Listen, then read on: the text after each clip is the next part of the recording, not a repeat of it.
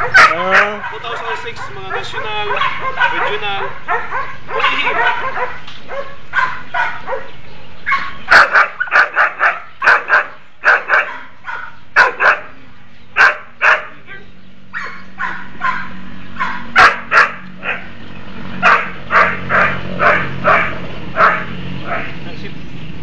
Get ready.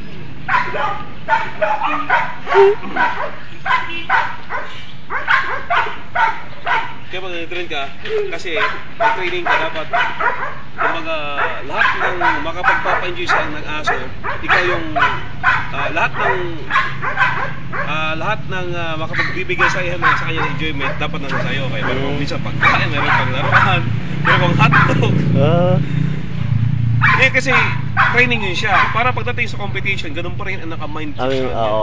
So excited pa rin siya mag-perform kahit Bowie, get ready. Bowie, get ready.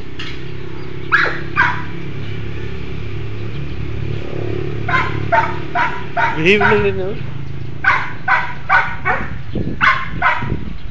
Tingnan mo rin. Ikaw mag-video rin, be. Ako mag-picture. Bowie, get ready. Get ready, Bowie, get ready. Bowie, get ready. Bowie here. Go jump. Go jump. Go jump. Bowie. Bowie.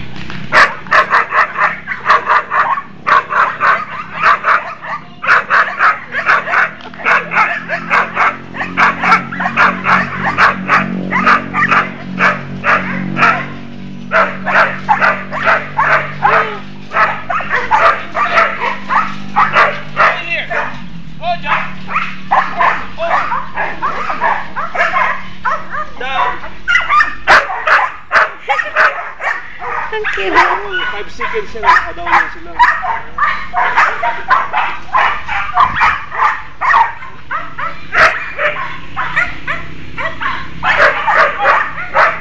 Over here. Go jump. Go jump. Over here.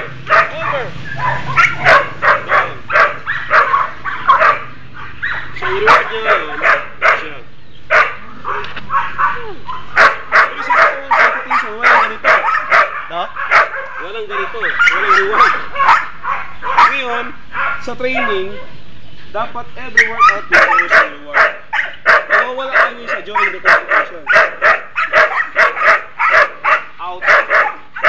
So makikita mo during the competition yung aso, you're more excited. Kasi naka-message sa kanya, boss, di ba, during the workout, palagi mo ako binibigyan ng reward. Bakit ngayon wala? So, di more na, hinahanap niya yung reward, kaya palagi siya interesado, boss, kumbaga, binibigyan mo sa akin reward ba?